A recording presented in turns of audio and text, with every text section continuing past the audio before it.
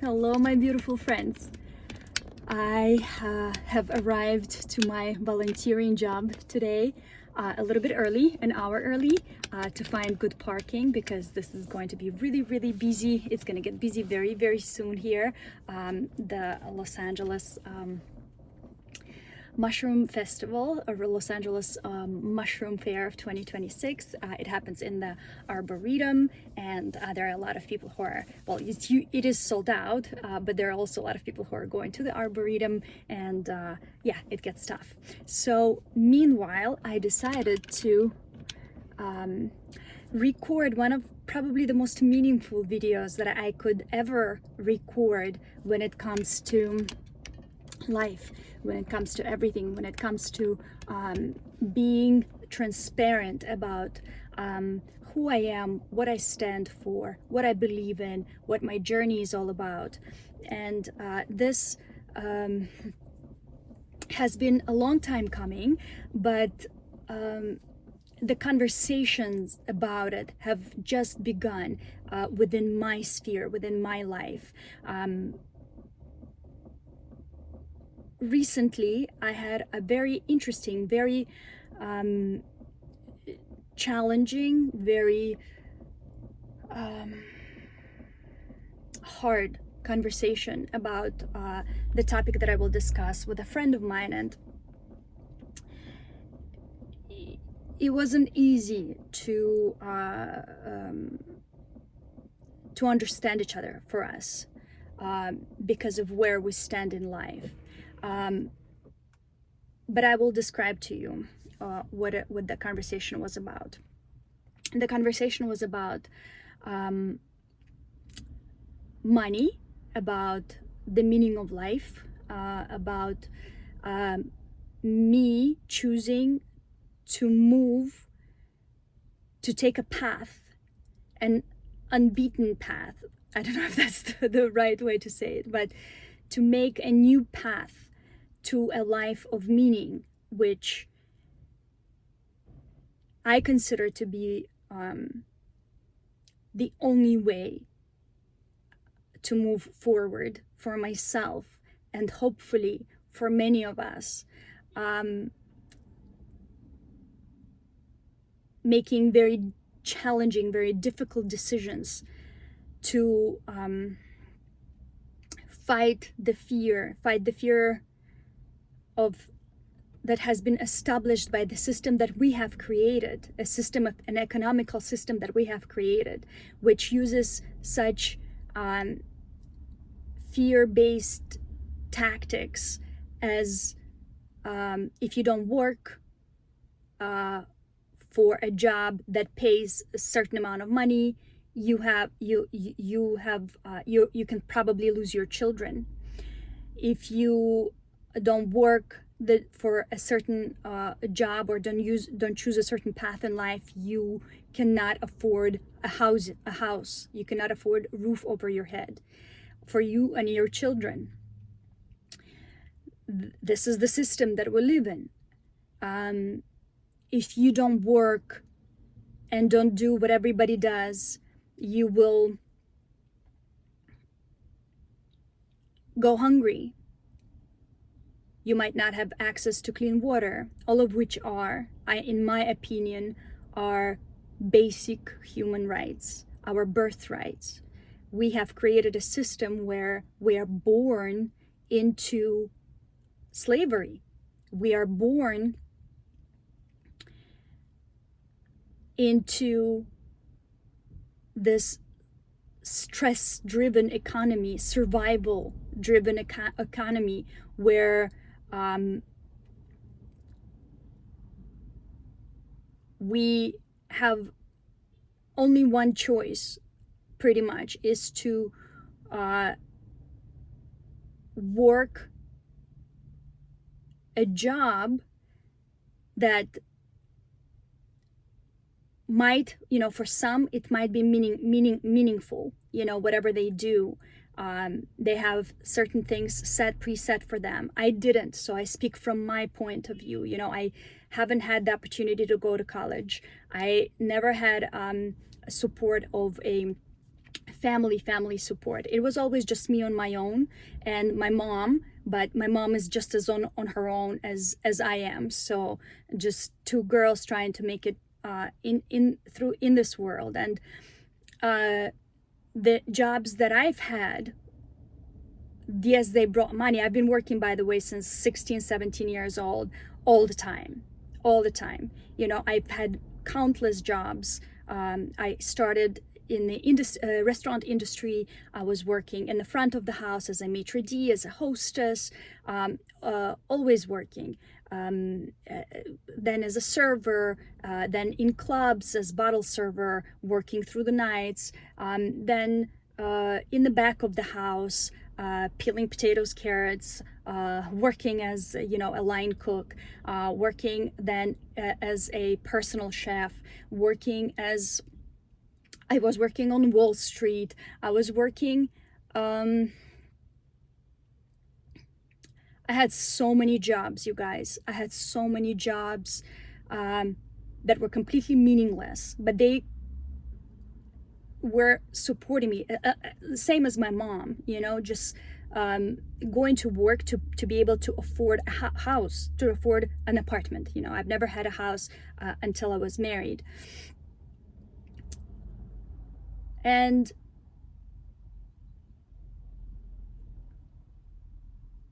I feel like this reality is reality for many. So for those of us who have the support of the family and the support of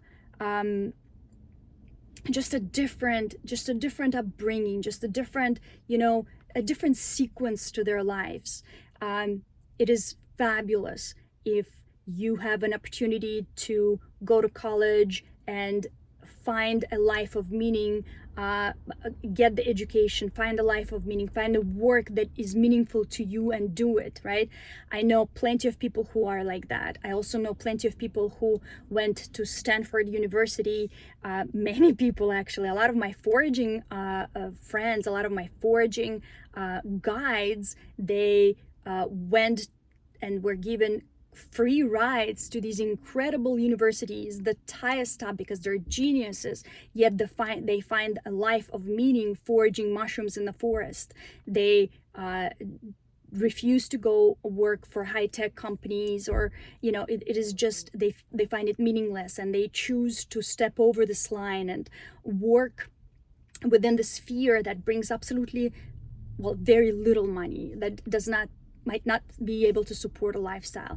And however their lives evolved from that, I'm not going to go there. But usually people who are brave enough to step over the line and choose the life of meaning, they are supported by the universe in many different ways. But this transition is very tough, and when you try to speak up about it, you are constantly blamed, like I was blamed for by this friend of mine whom I had a conversation with. And I said, listen, I refuse to work anymore and take any more of my life force and do something out of fear that I'm not going to have my apartment and be able to be with my children and to provide a bed and food and water for them. I refuse to do that, and I cannot do that anymore. And this person was not the only one. There are several people who are calling me selfish and lazy for doing that, because and I think those are two words that are tools for the current capitalism economy to put down those who refuse to fit into this illusion, who refuse to feed the system right away. These are the two concepts that you will hear the most, that somehow you're lazy. I don't feel like I should be defending myself on this. I'm raising 3 children, and I'm dedicating my life to meaningful things beyond that. The 50% that I'm not with my children, the 50% of time I dedicate my life to help others, in any capacity that I can, whether, you know, when the children are here, whether I can watch other children and make sure I create a safe environment for everybody, and I take everybody out to nature and off of their screens for even if for a little bit. You know, if I take kids onto a trip to Mount Shasta, you know, I was always doing it, never asking anybody for money, none of the parents, because I know that if they could, they would do it themselves. They would take the kids out to nature themselves. They wouldn't need me, you know. So while I had the funds, I decided, instead of, you know, stretching myself thin and worrying and going crazy over jobs that still will leave me homeless but also keep me away from my children and from the meaning of this life, I will use that money that I had by giving this opportunity to everybody who's in my circle to experience what I believe is meaningful, and that is being outdoors, being outside, not worrying whether you took, you know, for the kids, if you took an extra snack, and you know, just having a very simple, no luxury, nothing luxurious. I don't follow this whole life of luxury thing. You know, when we camp, it's very simple. If we stay in a hotel, it's like a hostel, like a motel that is very safe but very simple, very cheap, you know. But I would try to incorporate as many people as I can into that, including, you know, everybody I know. And then I also volunteer in many places that I believe in, you know, well, right now in Los Angeles Mycological Society, but I've been volunteering with Big Sunday organization. I've been taking my children to volunteer there, where we did such things as, you know, repaint a school for kids with like hundreds of other people, or just create Valentines for homeless people, and little packages and little things of love, and, you know, words of encouragement, write cards. You know, these are very simple things, but they're so meaningful. They're so meaningful because when you have been on the other side, you know how meaningful they are. And I have been on the other side many, many times. I've been in situations where I've been so many times I've been homeless. And well, one time I was just staying in a hotel because I was homeless, but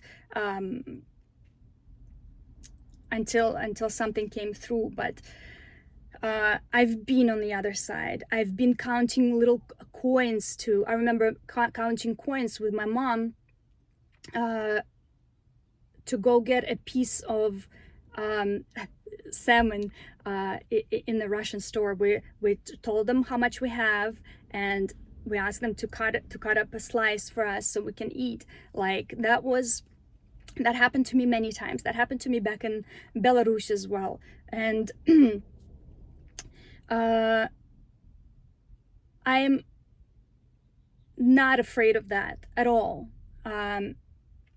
Yet I don't want that to break me and force me to go do something that I don't believe in, you know, just to survive. No more. I will do that no more. So I've also, the jobs that I've been working, a lot of my jobs, the majority of the jobs that I've been working, I've either had to quit, was forced to quit, or was fired on the spot because I refused to sleep with the boss.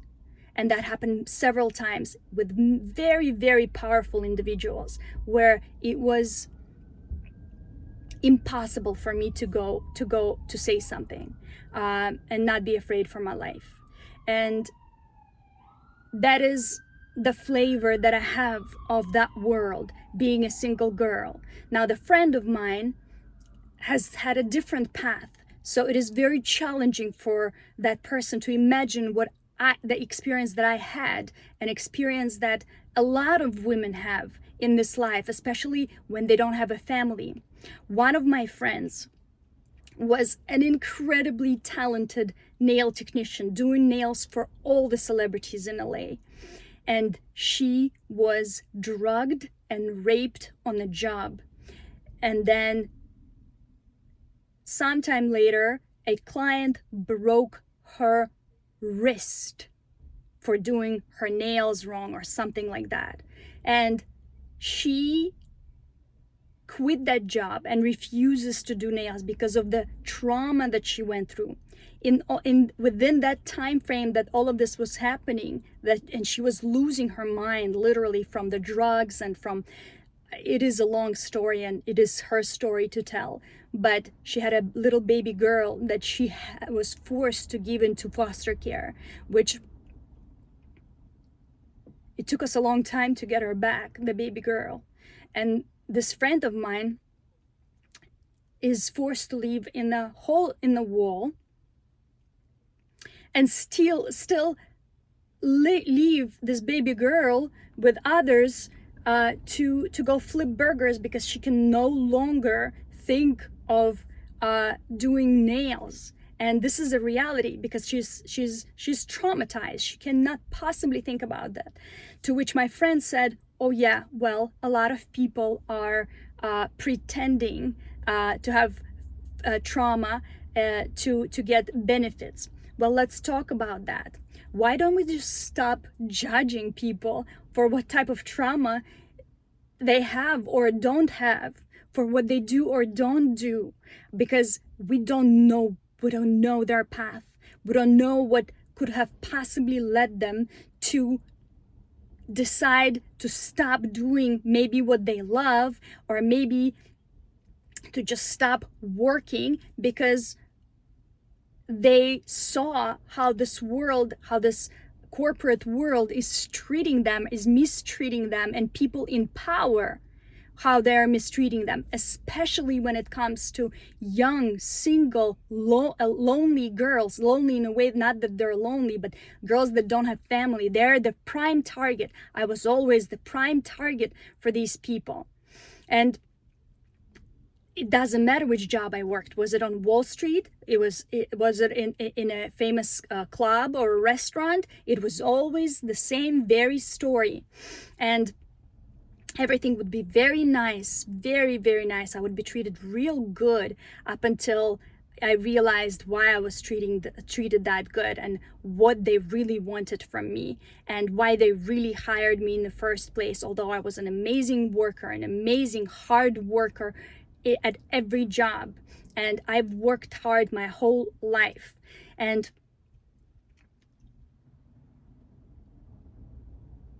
I think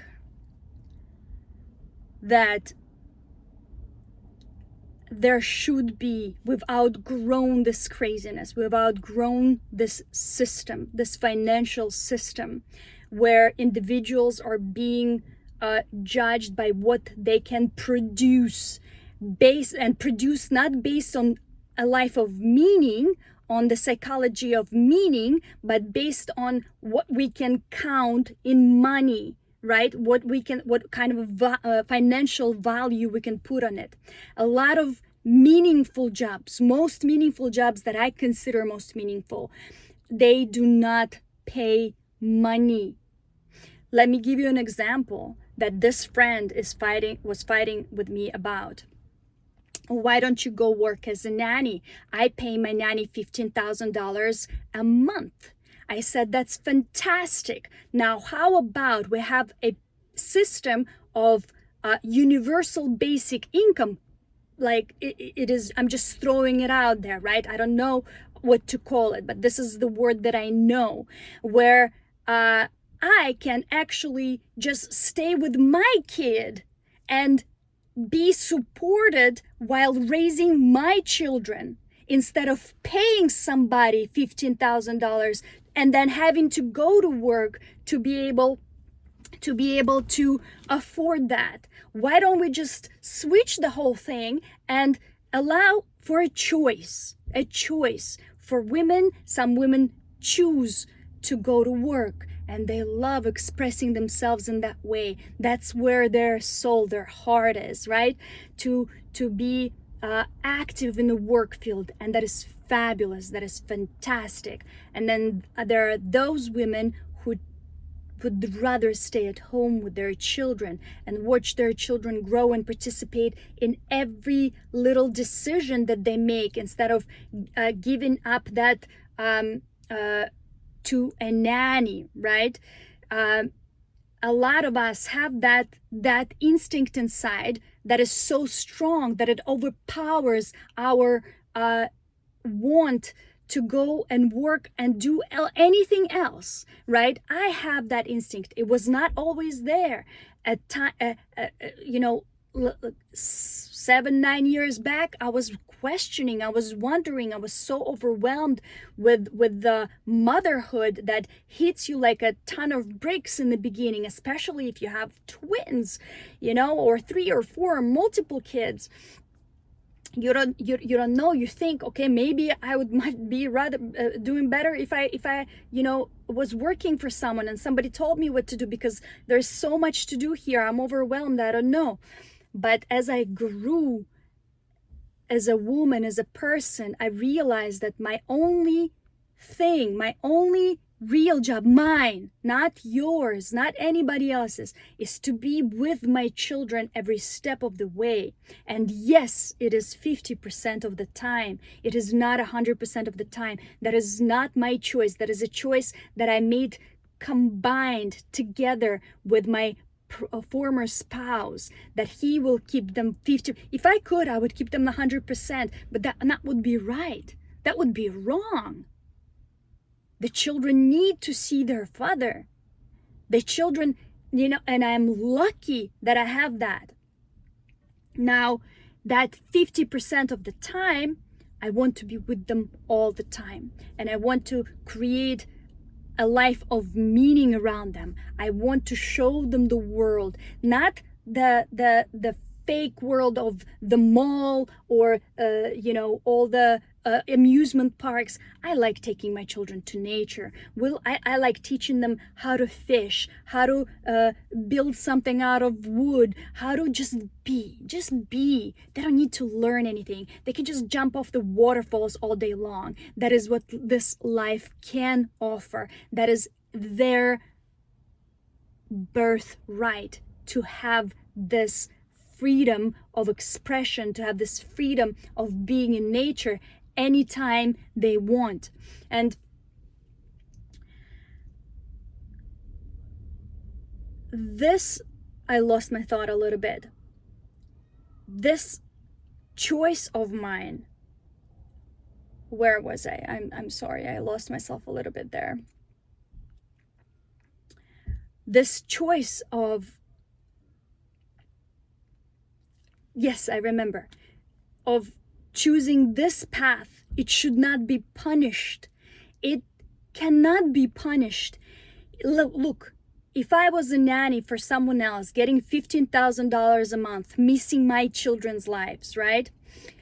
Let's say even if I was part-time, I was part-time with my children, part-time working with another family, which is pretty much impossible. Believe me that I've tried every possible job with my schedule, the 50-50 schedule. We have a 2-2-5 schedule, so I'm available 2 days, I'm not available 2 days, I'm available 5 days, then I'm not available 5 days. It is very hard. I worked in a studio, in a Pilates studio with the schedule. It was pretty much impossible, especially being that I have no one to cover for me in case something happens and the child gets sick. Usually it's one child gets sick and then the other and then the other. So it's one after the other. So we have this prolonged period of time that you just cannot work because you have to sit with the child at home, which is what I think I should be doing. I should not be delegating that to someone. That's my job as a mother. That's their right to have their mommy next to them when they're sick. But unfortunately, that leaves me in a very strange spot when it comes to the workforce place, right? Because who can have a woman with such a crazy schedule, right? 2-2-5, 2 days you can work, 2 days you can't, 5 you can, 5 you can't. It's a little bit crazy. So of course there are other jobs. There are jobs that you can work online from home, trying to sell something. I've tried all that. I've tried an online business with Pilates. I've tried all the things. Believe me that I've tried. If you ask all my neighbors, you know what they call me? They call me the busiest lady they know that's alive. They're like, we've never seen anybody working so hard. They say to me in the hallway when I pass, they're like, you're still up? You're still carrying all this water, all this food back and forth, feeding all these children, doing all this stuff. Like, wow, you have this energy, and I do. And I apply it wisely. Now, coming back to my point, if I was working even part-time with another family, getting $15,000, right? Then let's say I worked with the kids from when they were babies to 18 years old. That would be $14 million that I would make. Yeah, let's say I'm working only part-time and it's $7 million in 18 years. Or let's say I'm working full-time, but only until they're 9 years old, helping to raise those kids. And then they're off to their parents and schools and everything else. That's $7 million. Maybe let's say, until they just go to school. That's like let's say cut that in half, $3.5 million, right? But if I choose to do that with my own children, I'm going to be homeless. I'm not going to be able to provide for them. I'm not going to be able to buy food or water or anything if I choose to raise my own children.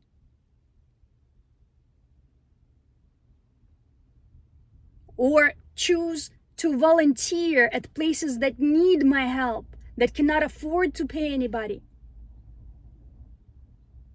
Things that I think, that I believe in, that are meaningful, replanting Los Angeles mountains with native plants, propagating plants because the soil is eroding, cleaning up the forests, learning about mushrooms, learning about foraging, teaching my children about that, about the beauty of nature and how you can take a plant and make it into something on your own, pick it, gather it.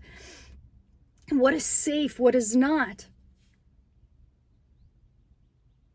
That will leave me in the current system homeless. And this is the fear that I've been living with for many years. And I refuse to do that anymore. I have no more. That fear is gone. It's gone. I'm going to follow my heart. I'm going to stay with my children for as long as I can, and I'm going to continue to taking them out to nature, and I am probably going homeless very, very soon, and I'm okay with that. This system can no longer threaten me with that. I have my car for as long as I can have it, and I've paid off my car specifically for that reason, knowing that I might possibly have to sleep in the car, and that is fine with me. I sleep in the car while I'm in the forest, while I'm traveling. I don't stay in a hotel. I sleep on the car on the road while I'm exploring, while I'm learning, while I'm dedicating my life to learning what I believe is meaningful to me. And if something is meaningful to another woman or man, that is in a work field, that is great. Go and live the life of meaning, but don't pressure me to be in that workforce field with you just because you think that you're working harder than me if I'm choosing to live a life of my meaning. We need to build a conscious economy, and we need to realize that roof over somebody's head, access to clean water, access to food is a birthright, should be a birthright. It is not a luxury, because without it, a person can't survive. Unfortunately, you can't survive. You can't. I mean, I'm trying to make a new path and see how possible it is to survive in the car, in the tent. Like, what is it like? I'm going to make the best of it, but I'm not. I refuse to go back to doing something that is meaningless to me. The only thing that I can do in this life is speak my truth and take my path and choose and stick to it. And inspire my children to actually do what they love and stop teaching them the rules of system that doesn't work for all the people. If we live in a system, it needs to support all the people, regardless of, whether they're addicted to drugs or they're smoking or drinking or what you call are lazy. Nobody knows. Nobody's lazy. You can be tired, but people are not lazy. What do you think is going to happen? I don't mean to be aggressive. I'm not aggressive. I'm just assertive. It is just very, very meaningful to me what I'm saying. What do you think will happen if everybody's basic needs were met? Do you think people would stop building homes and stop growing food and sharing food and doing meaningful work? Surprise, people have been doing that for thousands of years before this system was established. People were building houses, were growing food, were taking care of their land and each other, even without the money or pay. Security is not the enemy of growth. It is the foundation. People need security to grow, to expand. Everybody needs it. Look what we have created. Powerful people taking advantage of this power. Good people are going homeless, hungry. Hard workers being blamed for pretending to have a trauma. What do we know about other people's trauma? Who are we to judge each other?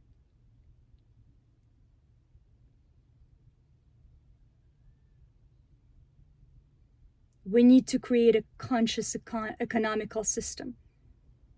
We can do it as a society. We have outgrown something old, and we can together come up with ways to do something new that is more inclusive to others, that doesn't just treat a person as a unit of labor, that is a labor that is defined by God knows who. Who defines labor? Why is it labor if I go and raise other children, but it's not labor if I'm raising my own? Define work. So if I choose to raise my own children and just help out others, who can want to come, then I'm lazy. Then I'm pretending that I'm all these bad things. But the moment I choose to go to work for someone else, I'm a good mom. That is insanity. That is insanity. And yet, I do not judge any woman or man who prefer to work outside and prefer to give this job to a nanny. Great. That's awesome. Some of us are really, evolved in a different way, and we find other things fascinating and interesting, and we're better at doing that. But what about just being good at raising your own kids, which is a job and a half, especially if you have multiple children? By the time you drop them off at school, by the time it's time to pick them up, the only thing you can do is clean up after breakfast and lunch, clean up after all the beds, do a load of laundry, run some errands, prepare meals for dinner, and then pick them up from school. And then for my kids, they're athletes. We don't stop. We go from school to our basketball practice. All the food is already ready in the car. Kids are eating in the car, meals that are homemade, prepared. Then we go from one practice to another practice. My oldest come back home at 9.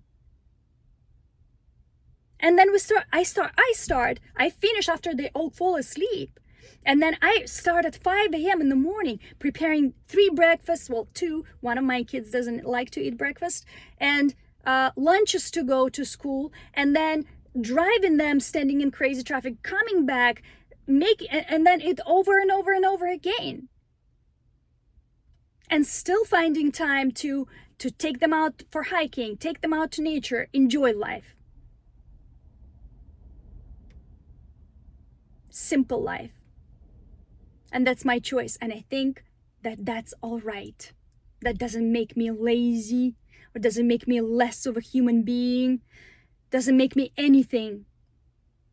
Even if I wasn't doing anything at all, that would not make me less of a human being, and that would not take away my right to have basic needs met. It should not. We need to stop judging each other in this way. It has to stop. People need to find their meaning in life and be able to follow that meaning. They have to be able to walk the path that is meaningful to them, whichever path that is. And as a community, we can support that within each other instead of judging each other. Sunday fun day. I really needed to speak that out loud, because this friend of mine not only called me, well, a lot of people are calling me lazy, and there are women who are taking multiple jobs. I've tried all that. I've had all that. I've worked my last actual work. I'm not gonna even defend myself. There's just no need. I don't need to defend myself for any of that. Neither do you. You don't have to defend yourself. We are all hard workers. We're working hard. There is no need to prove that to anybody.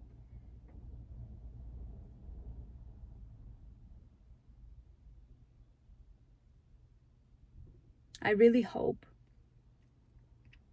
that we can start having these conversations. Start thinking of ways how we can keep people inside their apartments, even if they choose a life of meaning. How can we keep the food on their tables, even if they choose a life of meaning that might seem meaningless to you but is meaningful to them? Only this will bring us to harmony, if everyone follows their heart.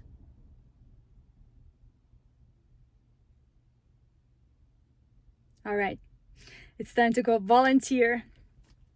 I hope you guys have a wonderful day. And this is not meant to offend anybody. This is just I was called, what is the word? I don't even know this word, but I know these are like labels that people are throwing at me. Misogynistic for saying that,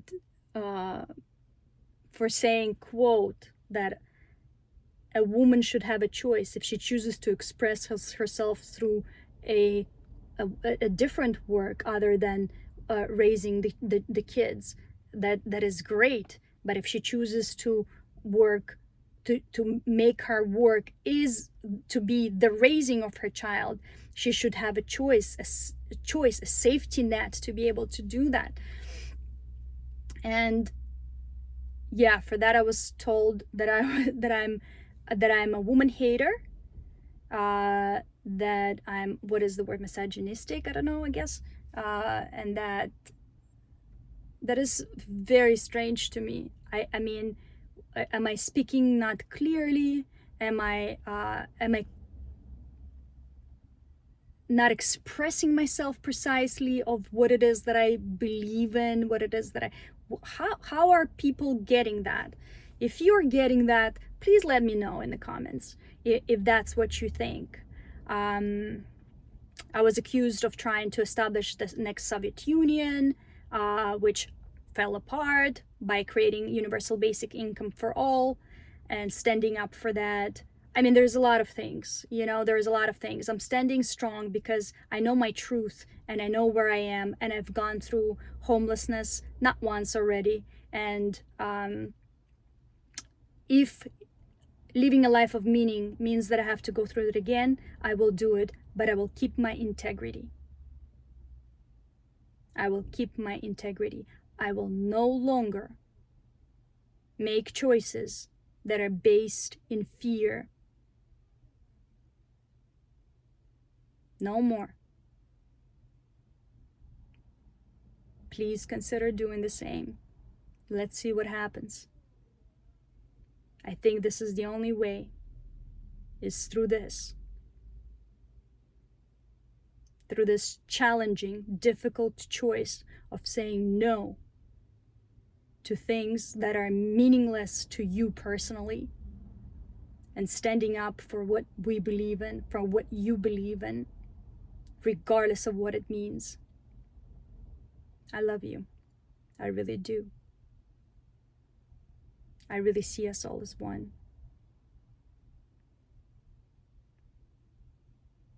And everyone deserves happiness. Have a beautiful day, guys. Bye.